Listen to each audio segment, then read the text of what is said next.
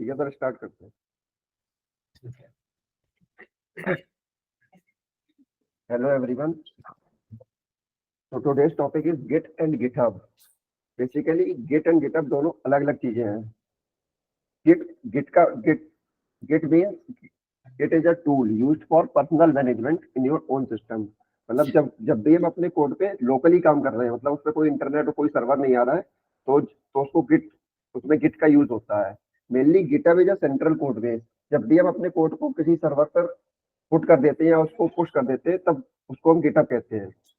Git Git हमारा local system पर होता है। हम अपने कोड में कितने भी चेंजेस कर रहे हैं, हम कमिट कर रहे हैं उसको, तो उसमें गिट यूज होता है। GitHub is a central code base. So both are the different things. And one of the major thing in GitHub is that how to make a repository. So GitHub open कर लीजिए मतलब।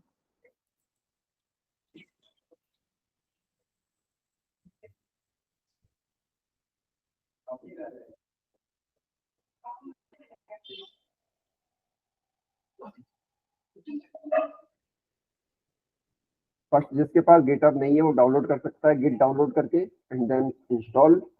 उसके बाद इसके कुछ configurations होते हैं, वो कॉन्फ़िगरेशंस हम लोग कर देंगे, उसके बाद ही चालू होता है Git.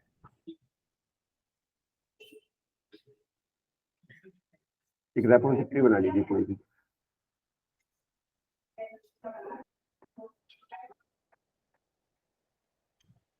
Sir, you sir, yes sir. assume he is a beginner. You need to instruct everything. Okay sir. Okay, where you need to he need to go and what he need to do. Okay Okay. Sir. Okay sir, new पर click करिए, फिर repository name रख दीजिए कुछ भी for practice.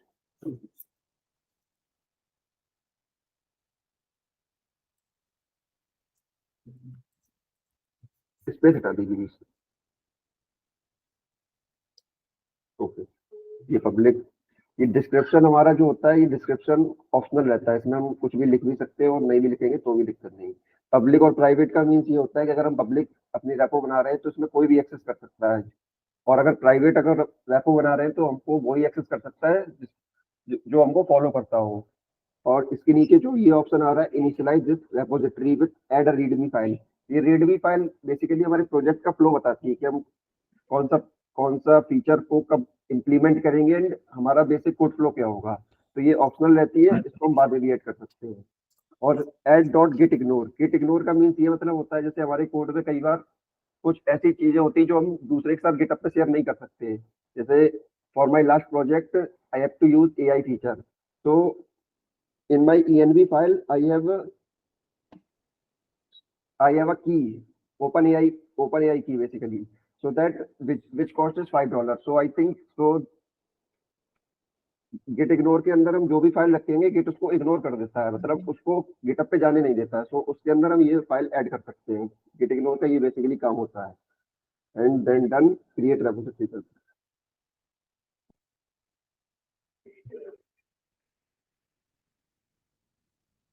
ये basically जो भी हमारी है ये कमांड आ जाती है, इसको गिट को हम इनिशियलाइज कर सकते हैं इन कमांड्स के थ्रू। ये सारी कमांड्स हैं। VS कोड खोल लीजिए,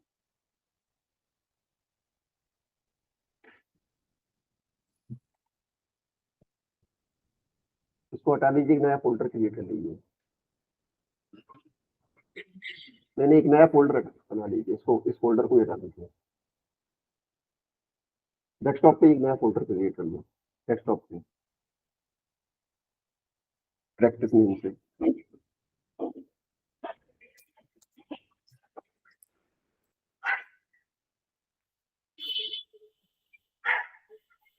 यस सर। इसको VS कोड में ओपन कर लीजिए, ड्रैग एंड ड्रॉप कर लीजिए कैसे भी।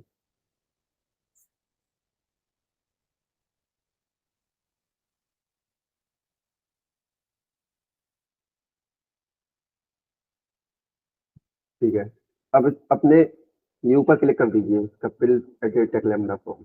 ओके, अब इसमें एक फाइल बना लीजिए index.js फॉर प्रैक्टिस।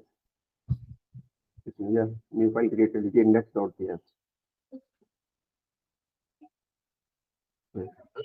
वो गिटअप खोलिए और वो कमांड्स को एग्जीक्यूट कर दीजिए, इससे हमारा किट इनिशियलाइज हो जाएगा। ऐसे करना है। हाँ git init कर दीजिए।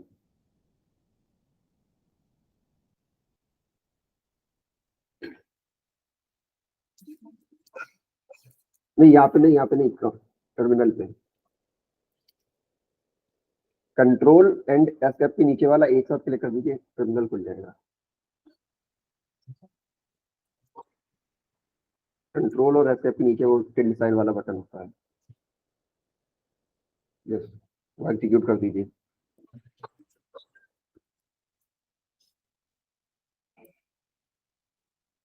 हो गया। अब यहाँ पर गेट हमारा इनिशियलाइज हो चुका है। बेसिकली जो index.js के आगे यू आ रहा है, इसका मतलब होता है अनट्रैक्ड, मतलब गिट को भी कुछ पता नहीं है, गिट इस फाइल को भी ट्रैक नहीं कर रहा, तो इसका अभी अनट्रैक्ड स्टेटस में है गिट हमारा। सेकंड कमांड को एग्जीक्यूट कर, ये वाला नहीं, गेट इज रीड भी फाइल की कोई वो नहीं है, थर्ड कर दीजिए।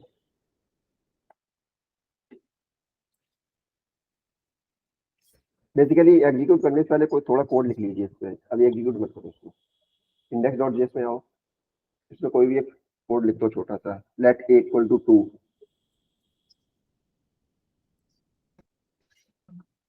नीचे लाइन में लिख दो console.log a। बेसिकली हमारा जावास्क्रिप्ट का कोड है, कंसोल, इसको सेव कर लीजिए कोड को, कंट्रोल एस, को रन करिए, नहीं रन रन रहने दीजिए, इस कमांड को एग्जीक्यूट कर दीजिए। ये नीचे गेट कमिट माइनस वाला, इसको एंटर कर दीजिए, यहाँ पर क्लिक करके, ठीक है। इसका ये है कि हमारा ये इनिशियल कमिट हो चुका है, मतलब गिट को, अब गिट पर ये कमिट हो चुका है, मतलब गिट में ये चीजें सेव हो चुकी हैं। अब यहाँ पर आइए थर्ड वाले पे, सर्च के नीचे वाला साइड से लेफ्ट,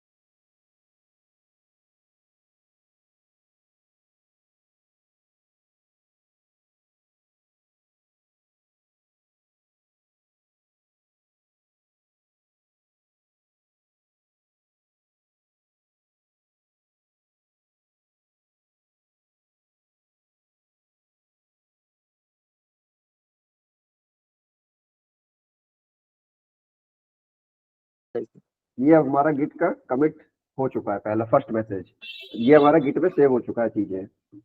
अगर हम अब कोई भी चीज कोड लिखेंगे तो उसमें एम आ जाएगा, नीचे एक लाइन और लिख दीजिए console.log के नीचे, const c is equals to 5, const const c is equals to 5,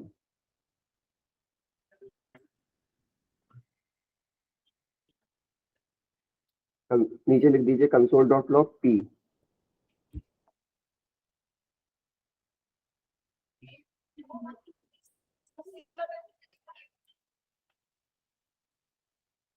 हाँ अब ये index.js के आगे m आ गया, m मीन्स होता है मॉडिफाइड, मतलब गिट ने हमारा ट्रैक तो कर लिया था चेंजेस को, तो जो हमारे चेंजेस थे फर्स्ट 2 लाइंस ऑफ कोड वो हमारे सेव हो गए थे। m मतलब होता है मॉडिफाइड, मतलब चेंज हो चुका है, पर अब कोड जो पहले था वो कोड नहीं है, अब ये मॉडिफाई हो चुका है, तो ये m उसके सिंबल को बताता है। अब गिटअप खोलिए, ये वाली कमांड नीचे कर दीजिए, गेट ब्रांच माइनस m, ये कॉपी करिए, इसको पेस्ट, अभी इंटर मत करना, पेस्ट कर दी। बेसिकली इस कमांड का मीनिंग ये है, अगर हम साइड से देखें तो हमारा ये मास्टर लिख के आ रहा है इस पे, हाँ ये मतलब अभी हम अपनी मास्टर ब्रांच के अंदर है। फॉर गुड प्रैक्टिस हमको अपना जो ओरिजिन है वो मेन ब्रांच रखनी चाहिए, तो ये command git branch minus M main का मतलब होता है कि मास्टर को मेन कर देंगे, मतलब उसका नेम रीनेम हो जाएगा, इसको एंटर कर दीजिए। ये देखिए अब यहाँ पर मेन हो गया है, मतलब ये गुड प्रैक्टिस है कि हम मेन से ही शुरू करें अपनी, मतलब इनिशियल ब्रांच अपनी। ठीक है, नेक्स्ट कमांड एग्जीक्यूट कर देंगे। नीचे वाला, हाँ।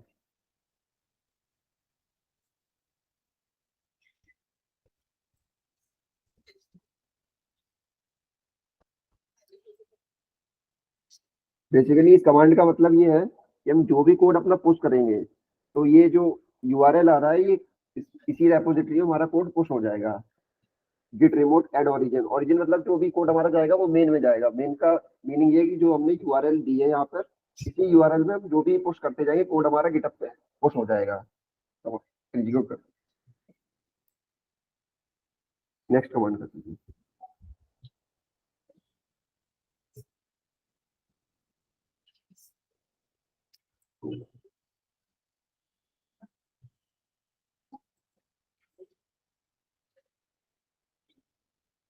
एग्जीक्यूट कर दीजिए।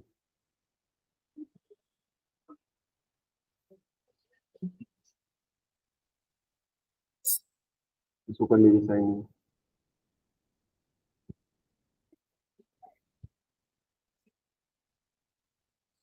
ऑथराइज।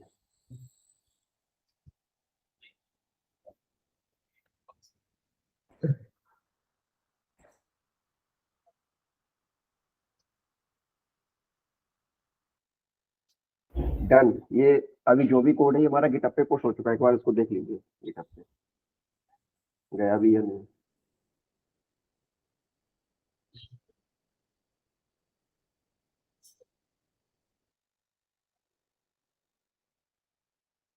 कहाँ से आएगा?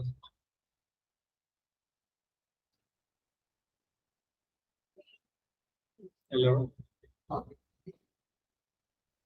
हेलो, अरे ये ऊपर से रिफ्रेश कर दीजिए, जो मीट के नीचे आ रहा है रिफ्रेश वाला, रिफ्रेश करो स्क्रीन। स्क्रीन को रिफ्रेश कर दो एक बार। हाँ यहीं से, ठीक है। ये हमारी इंडेक्स डॉट जेएस फाइल आ चुकी है, इसको ओपन करिए।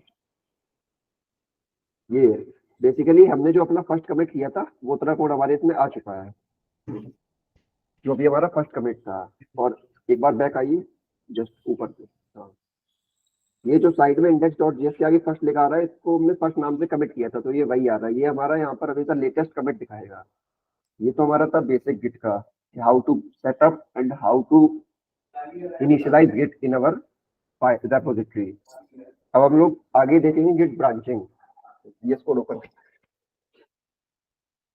बेसिकली ब्रांचिंग हमारा इसलिए इम्पोर्टेंट है कि जैसे कोई भी हमारा प्रोजेक्ट है तो उस प्रोजेक्ट में कई सारे मॉड्यूल्स होते हैं। मतलब अगर हम वेबसाइट के एक एग्जांपल ले लें तो उसमें नेव बार अलग होता है, बॉडी सेक्शन अलग होता है, फुटर अलग होता है। हम तीन को एग्जांपल लेते हैं तो किसी एक सिंगल प्रोजेक्ट पे मल्टीपल डेवलपर्स काम करते हैं। तो जैसे मान लो हमारा मेन का कोई कोड है, जैसे हमने मान लो पहले नेव बार बना दिया, उस नेव बार में मैंने 100 लाइन्स ऑफ कोड लिखा। अब हमने साइलेंसर को किया उसका फुटर बनाने के लिए, तो मैंने अपना 100 लाइन ऑफ कोड उनको दिया तो उन्होंने फुटर बनाया। मान लो उनसे कुछ कोड में उन्होंने अपना 100 लाइन्स ऑफ कोड और उसमें ऐड कर दिया, मान लो फिर उसमें कुछ एरर आ जाए तो फिर हमारा पूरा जो मेन का कोड होगा वो पूरा खराब हो जाएगा। मतलब फिर हम उसमें ट्रैक नहीं कर पाएंगे इजिली कि अभी लेटेस्ट क्या उसमें कोड लिखा गया और उसमें क्या एरर थी बेसिकली। तो हमारा ब्रांचिंग इसलिए इंपॉर्टेंट होता है कि हम कोड की अपनी कॉपीज बना लेते हैं। मतलब जैसे हमने अपना मेन में 100 लाइन्स ऑफ कोड लिख दिया तो मैंने उसको वहीं रख दिया। मैंने बॉडी सेक्शन अपना बना लिया था, उसमें 100 लाइन्स ऑफ कोड था तो मैंने उसकी बॉडी क्रिएट कर दी। मतलब मैंने पहले ही उसकी बॉडी क्रिएट करी और मैंने पहली बॉडी मान लो कपिल को दे दी। तो उसने हमने कहा लो आप मेन का हमारा पूरा कोड ले लो और इसमें आप अपना नेव बार बना लेना ऊपर वो कोड करके। तो उसने वो 100 लाइन्स ऑफ कोड लिया और उसने उसको अलग एक ब्रांच क्रिएट करके दे दी जिससे उस ब्रांच में 100 लाइन्स ऑफ कोड था और उसने अपना कोड उसमें ऐड कर दिया। मान लो आफ्टर दैट उसका 150 लाइन्स का कोड हो गया, वो उसकी अपनी ब्रांच में है। फिर हमने उससे कहा चलो ठीक है, अगर 150 लाइन्स ऑफ कोड आपका हो गया है तो आपने 50 लाइन्स इसमें ऐड कर दी बेसिकली, तो इसमें आप अपना चेक कर लो कोई एरर तो नहीं है। और सेम 100 लाइन्स ऑफ कोड की जो मेन की कॉपी थी वो हमने एक अपने पास रख ली, एक कपिल को दे दी, एक साइलेंसर को दे दी। तो हम तीनों लोगों ने बेसिकली अलग अलग सेक्शन बनाई। तो तीनों लोगों के अलग अलग सेक्शन बनाए तो कोड हमारा हो गया, मान लो कपिल ने ऐड किया तो उसमें 50 लाइन ऐड हो गई तो हमारा हो गया 150 लाइन ऑफ कोड। फिर उसको मान लो बाद में मैंने ऐड किया उसके बॉडी सेक्शन बनाने में तो मैंने उसमें 70 लाइन ऐड कर दी तो कोड हमारा हो गया 220 लाइन का। ये बेसिकली जो हमारी कॉपीज है उसमें क्रिएट हो रहा है। जो हमारा मेन है वो अभी भी 100 लाइन्स ऑफ कोड ही है और साइलेंसर को हमने फुटर बनाने को दिया तो उन्होंने उसमें 80 लाइन और ऐड कर दी, वो हो गया 300 लाइन का। अब बेसिकली जो 3 कॉपीज थी जो हम तीनों लोग अलग अलग काम कर रहे थे तो हमने उसमें अपना देखा कि कोई एरर नहीं है। तो पहले हमने कहा कपिल से कि आप चेक कर लो, तो उसने कहा ठीक है मैंने अपना कोड चेक कर लिया, कोई इसमें एरर नहीं है। तो मैंने उसकी जो ब्रांच बनाई थी, मैं उस ब्रांच को अपनी मेन में मर्ज कर दूंगा। तो जब वो ब्रांच मर्ज हो जाएगी तो मेन जो हमारा 100 लाइंस का था पहले, तो वो अब 150 लाइंस का हो गया आफ्टर मर्जिंग दैट। तो ये हमारा काफी हेल्पफुल रहता है, इससे हम इजीली ट्रैक भी कर सकते हैं। अब इन फ्यूचर अगर कोई इसमें भी एरर आएगा कोई, तो हम गिट कमांड्स के थ्रू इसको बैक करके इसको 50 लाइंस ऑफ कोड जो कपिल ने लिखा था उसको अलग भी कर सकते हैं। मतलब इसमें एरर फिर भी हम फाइंड आउट कर सकते हैं। तो ये हमारा बेनिफिट रहता है डेवलपर्स के लिए, that is why git is very important. And उसके बाद अगर कपिल का कोड हमने ऐड कर दिया, अब हमारा जो मेन कोड था वो 150 लाइंस का हो गया। उसके बाद मैंने बॉडी सेक्शन बनाया था किसी भी वेबसाइट का, तो मैंने 70 लाइंस इसमें ऐड की थी। मैंने भी इसमें चेक कर लिया कोई एरर नहीं है, देन मैंने भी अपना इसमें मर्ज कर दिया। अब ये 220 लाइंस का हो गया। उसके बाद सैलन सर ने कहा कि मेरा भी कोड सही है, इसमें भी कोई एरर नहीं है, तो 80 लाइंस जो उन्होंने बढ़ाई थी मैंने वो भी इसमें मर्ज कर दी। तो ये 300 लाइंस का हो गया मेन कोड। तो इसका ये बेनिफिट रहता है ब्रांचिंग का। अब हम ये देखते हैं कि ब्रांच बनती कैसे है। इसको नीचे टर्मिनल पे एक बार CLS लिख दो तो क्लियर स्क्रीन हो जाएगा। ये प्रैक्टिस क्या किया लिखना? क्या लिखना है? CLS ABCCLS क्लियर स्क्रीन वाला, PLS नहीं C ABC वाला CLS CLS, हाँ इंटर मार दो। ये बेसिकली हमारा स्क्रीन को क्लियर कर देता है। अब इसको हम अपनी बेसिकली एक ब्रांच क्रिएट करते हैं। तो कमांड लिखिए git branch, git space branch. अब ब्रांच के आगे हम अपना ब्रांच नेम दे सकते हैं। तो इंडस्ट्री प्रैक्टिस यही होती है कि ब्रांच अपनी फीचर ऑब्लिक करके देते हैं, जिससे कोई दूसरे डेवलपर को पहचानने में दिक्कत ना हो। तो इसमें एक ब्रांच बनाओ फीचर ऑब्लिक नैप बार ऑब्लिक नैप बार, इंटर। अब ये हमारी एक ब्रांच बन चुकी है। हमको कैसे पता चलेगा? तो हम इस ब्रांच पे स्विच कर सकते हैं। नेक्स्ट कमांड चलाओ git switch feature oblique nap bar space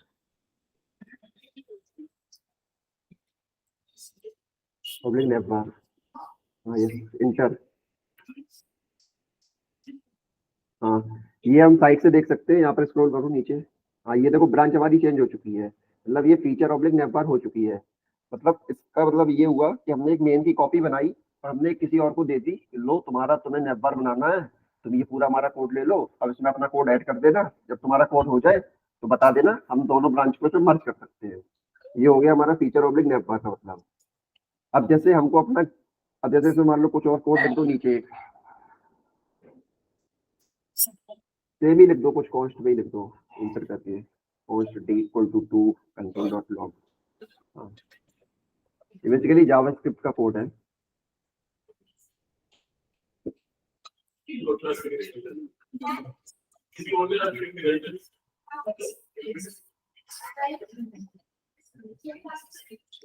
इसको सेव कर दो, हाँ ठीक है। इसको कमिट कर दो। यहाँ पर आओ थर्ड नंबर पे, यहाँ पे ऊपर से थर्ड पे आओ, साइड से जस्ट इसको ऐड करो, पहले इसको ऐड। हम जब भी कमिट करेंगे तो पहले ऐड जरूर होगा, क्योंकि गिट ऐड करेगा उसमें अपना, अब कमिट होगा सारे चेंजेस को। सेकंड, हाँ commit,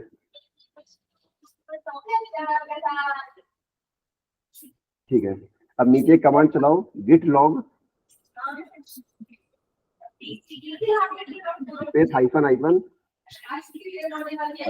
one line ONE one line LINE enter. ये बेसिकली हमारा कोड गिटहब का फ्लो बता रहा है। मतलब ये फर्स्ट आ रहा है, इसका मतलब ये है कि हमने ओरिजिन ऑब्लिक मेन, मतलब जो हमारी मेन ब्रांच थी हमने उसे फर्स्ट कमिट किया था। अब जो करंटली हेड है हमारा फीचर ऑब्लिक नैप बार पे, जिसपे हम सेकंड कमिट कर चुके हैं। ये हमारा गिटहब का पूरा फ्लो बताता है। और जो ये साइड से आ रहा है 5149785, ये हमारी हर एक कमिट की यूनिक आईडी होती है। ये आईडी बहुत इंपॉर्टेंट होती है। मतलब जैसे मैंने बताया था, अभी कहीं कोड गलत हो जाए तो हम इस आईडी के थ्रू रिवर्ट बैक भी आ सकते हैं। तो इस आईडी के थ्रू, जैसे मान लो अभी मैंने लास्ट की 2 लाइन ऐड की है, cost equal to 7 console.log t।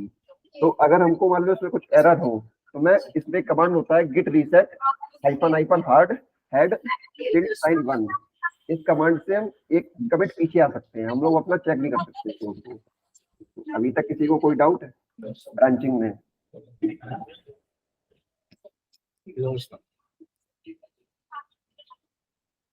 ठीक है, ब्रांचिंग क्लियर है यहाँ पे? Yes, sir.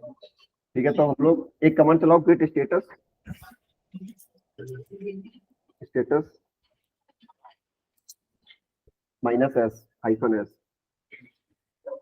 Single hyphen. हाँ, सिंगल -s इंटर। ठीक है, इसका मतलब ये है कि अभी हमारा कोई स्टेटस नहीं आ रहा है, क्योंकि हमने जो भी कोड लिखा था उसको कमिट कर चुके हैं। गिट के अकॉर्डिंग ये होता है कि अगर हम कोई भी कोड लिख लें, अगर उसको हम एक बार सिंगल कमिट कर दें, तब तक कोई स्टेटस उसका नहीं आएगा, क्योंकि सब कुछ सेव हो चुका है गिट में। अगर हम इस कोड में कुछ भी अब एक भी लाइन ऐड कर देंगे, तो वो गिट स्टेटस हमारा दिखाने लगेगा, अनट्रैक्ड एम, मतलब जो भी मॉडिफाई का वो आएगा। अभी स्टेटस इसीलिए कुछ भी शो नहीं कर रहा है हमारा। ठीक है, तो इसमें एक ब्रांच और बना लेते हैं फॉर अंडरस्टैंडिंग पर्पज। एक ब्रांच और बना लो, गिट ब्रांच यहीं नीचे, git branch feature oblique footer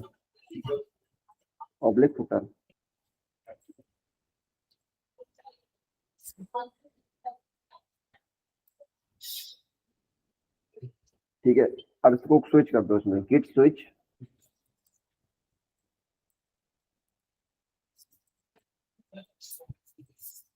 oblique footer enter. ठीक है, तो ये हम अपनी फुटर ब्रांच के अंदर आ चुके हैं। हम इसमें भी अपना कोड लिख सकते हैं, एंड देन आफ्टर दैट जब भी हमको मर्ज करना होगा, मर्ज का एक कंडीशन होती है, जब भी हम अपने कोड को मर्ज करेंगे तो मेक श्योर दैट कि you are on our main branch. किसी भी सब ब्रांच के अंदर हमारा कोड मर्ज नहीं होगा। मतलब जैसे मान लो अगर हमने 2 ब्रांचेस बनाई है, फुटर एंड नेप बार, तो ये हमारी जाके मेन में ही मर्ज होंगी। अगर हमको इन दोनों को अपना मर्ज करना है तो ये मेन में जाके होंगी, मतलब किसी भी हम सब ब्रांच में जाके मर्ज नहीं कर सकते हैं। एक गिट का एडवांस कमांड होता है डीबेस करते हैं। डीबेस एक ऐसा मर्ज होता है, उसमें हमको मेन ब्रांच पे आने की जरूरत नहीं होती है। वो हमारा मतलब वो हमारा इसी में मर्ज हो जाता है, मतलब सब ब्रांचेस में ही मर्ज होता है, वो डायरेक्ट हो जाता है हमारा। ठीक है, तो ये अभी हो गया क्लियर। इसके बाद अभी हम मेन पर आते हैं, Git switch main.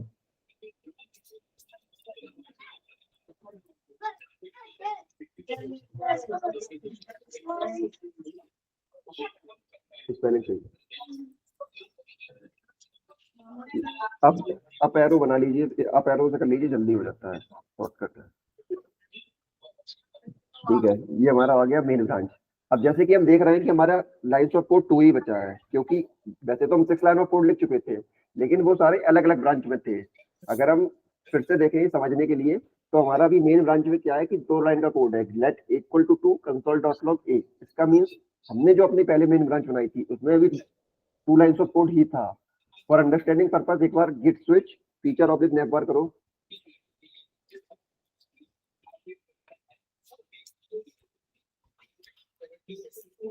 Feature object nap बार, यहाँ पर 4 लाइन हो जाएगा। ये मतलब इस ब्रांच में हमारा इतना कोड हुआ है जो कि हमने कमिट किया हुआ था। अब हम इन दोनों को मर्ज करते हैं, तो एक बार फिर से मेन पे आओ, गिट स्विच मेन।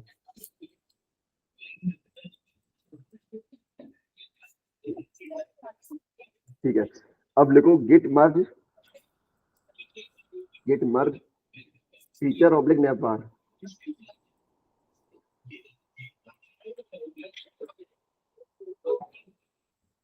ये देखिए, अब हमारी दोनों ब्रांचेस मर्ज हो चुकी है। जो भी हमारी नेप बार ब्रांच पे कोड था और जो मेन पे था, वो दोनों मर्ज हो गया इसमें। अब हम उस ब्रांच का अगर हमको कोई मीनिंग नहीं है तो उसको डिलीट भी कर सकते हैं। तो गेट ब्रांच -t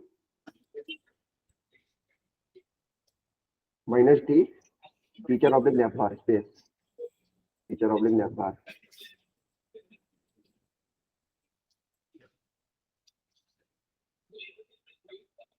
ये ब्रांच हमारी डिलीट हो चुकी है।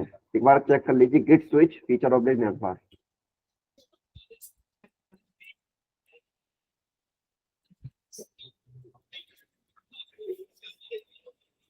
इनवैलिड रेफरेंस मीन्स हमारी ये ब्रांच अब डिलीट हो चुकी है यहाँ से।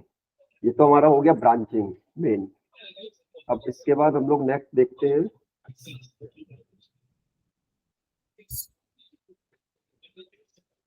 बेसिकली इसमें एक चीज और है, जब भी हम जैसे मान लो यहाँ पे अभी index.js पे हम अकेले काम कर रहे हैं, लेकिन जब अपना रियल वर्ल्ड प्रोजेक्ट पे काम करेंगे तो यहाँ पे तो बहुत सारी फाइलें होंगी, यहाँ index.js तो होगी नहीं अकेले, यहाँ कई सारी फाइलें बनी होंगी। तो अभी तो हम इस पे थर्ड नंबर पे है ना जरा, यहाँ पे जाके इजीली ऐड कर ले रहे हैं। ये सिंक चेंजेस का मतलब ये है कि जो भी हमारा चेंजेस हो चुका है ये सारा कोड गिटहब पे पुश हो जाएगा, कर दो इस बार। ऊपर मैसेज लिख दो लास्ट कमिट, अभी नहीं ऊपर, पहले इसको क्रॉस करो, हाँ, ऊपर लिख दो last commit, last commit, sync changes कर दो। ओके ओके ओके, ये हमारा जो भी लेटेस्ट कोड था ये हमारा गिटहब पे पुश हो चुका है। यस यस, तो एक बार गिटहब पे देख लीजिए, पूरा कोड पहुंच गया है, पुश हुआ हो गया, रिफ्रेश कर दो इसको एक बार।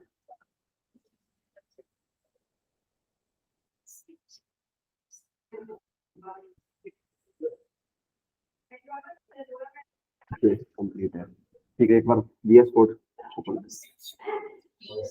अब एक कमांड होती है गिट में, जैसे हमारी एक बार ऊपर फाइल पे आई है ना, फर्स्ट पे जो लिखा फाइल, हाँ यहीं पे। अब जैसे हम बात कर रहे थे, जब भी हम अपने रियल प्रोजेक्ट पे काम करेंगे तो वहाँ हमारी कई सारी फाइल्स होंगी, तो एक कमांड होती है गिट में, गिट ऐड स्पेस डॉट, ये हमारी सारी फाइल्स को ऐड कर देता है डायरेक्ट, मतलब फिर हमको यहाँ से नहीं करना पड़ेगा। तो ये हमारी एक गिट की और कमांड होती है, ये अभी चलाने की जरूरत नहीं है, अभी ऐड हमारा ऑलरेडी हो चुका है सब कुछ।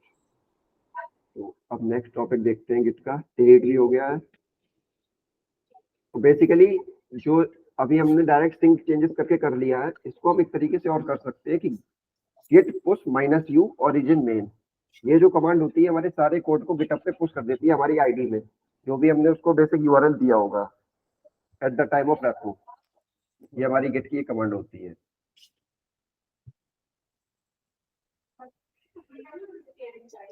अब इसमें अगर हम अनडूइंग चेंजेस करना चाहें, जैसे मान लो इसमें एक कोड और लिख लो नीचे, ऐसा ही सेम कोड लिख लो उसको, तो रिवर्ट बैक बताते हैं कैसे होता है। डी के नीचे console.log, डी के नीचे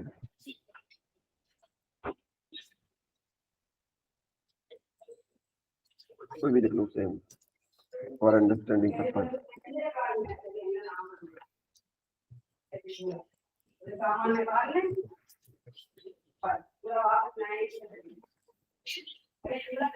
इसको सेव करो पहले, सेव करो, हाँ ठीक है, सेव हो गया, ठीक है। इस पे इसको कमिट करो जरा, git commit -m, नीचे कर दो git commit -m लेटेस्ट लिख दो आगे, एंटर, ठीक है। ये फाइल हमारी मॉडिफाइड स्टेट में हो गई, इसको ऐड कर दो यहाँ थर्ड पे जाके,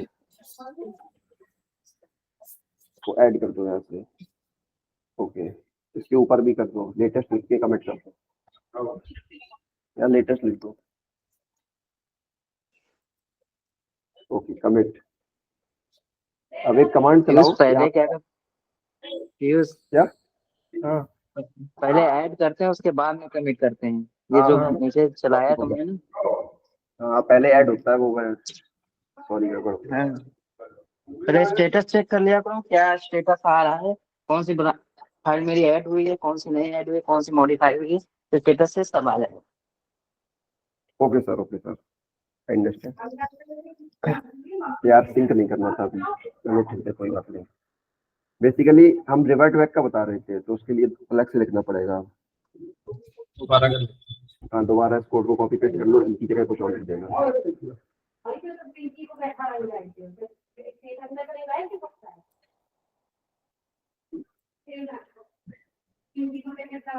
सेव करके ऐड करना पहले,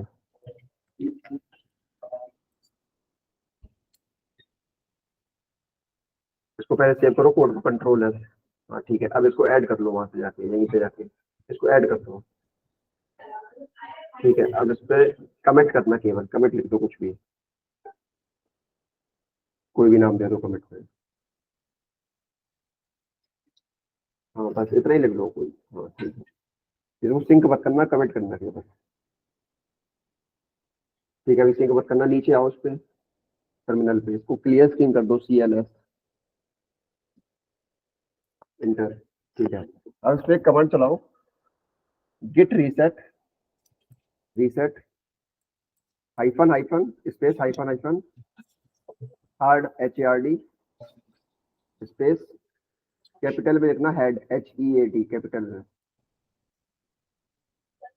और ये जो एस्केप के नीचे टिल्ड साइन वाला बटन है इसको शिफ्ट करके करो, एंटर। हाँ अब देखो 1 मतलब 1 हाँ इसको एंटर करो। हाँ अब ये देखो हमारे लास्ट के 2 लाइन ऑफ कोड रिमूव हो गए। इसका मतलब ये है कि हेड हमारा करंटली एक पोजीशन पीछे आ गया है। अगर हम 1 की जगह 2 लिख लेंगे या इसको एक बार और कमांड को चला देंगे तो हेड हमारा एक बार और पीछे चला जाएगा।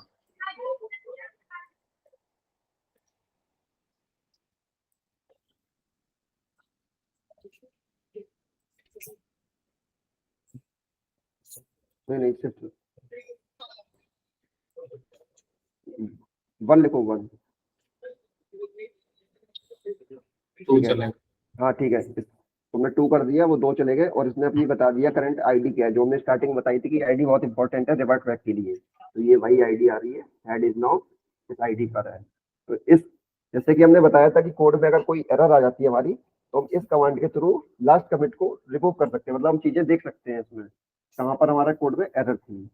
तो ये this command is very important. And जैसे कि अभी हमने बताया था कि फुटर हमने बनाया, नैप बार किसी और ने बनाया, बॉडी सेक्शन किसी और ने बनाया।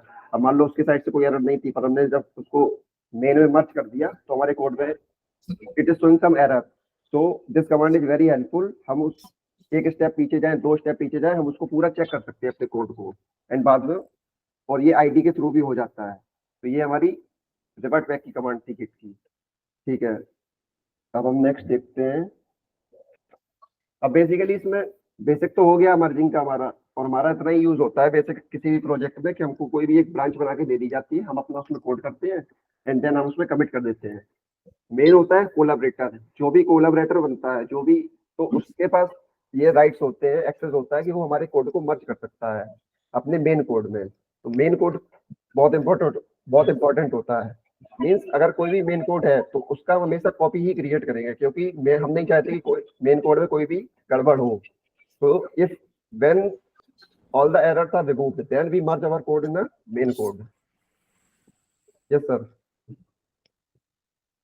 मैं कह रहा हूँ ये 10 मिनट लास्ट के ना इनके क्वेश्चन एंड आंसर के लिए रख लेना, और जो है इनसे फीडबैक ले लेना। या Okay, आपने मेरी फीडबैक मैं आपको दे रहा हूँ, you are doing great job.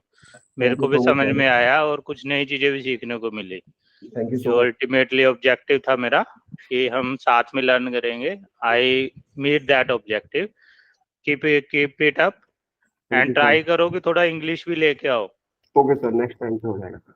हाँ, थोड़ा भी इंग्लिश और हिंदी चले, ओके पर सर। ये परफेक्ट है कि आपने बताया।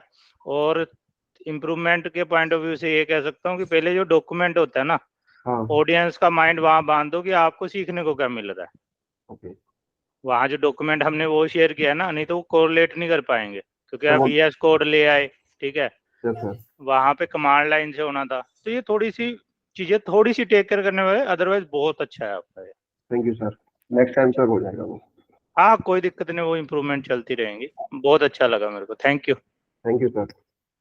ठीक है, तो फिर क्वेश्चन आंसर रख लेते हैं लास्ट में। किसी को कोई डाउट हो तो वो बता दो, किसी भी related, branching related, kit setup से, कोई भी किसी भी प्रकार का डाउट हो, किसी भी टाइप का हो। अगर किसी को डाउट नहीं है तो विशाल से आप इनसे क्वेश्चन पूछ सकते हो, क्योंकि हमें इनके वो चाहिए ना, कपिल से, किसी से भी पूछ सकते हो। Okay, stop recording Kapil.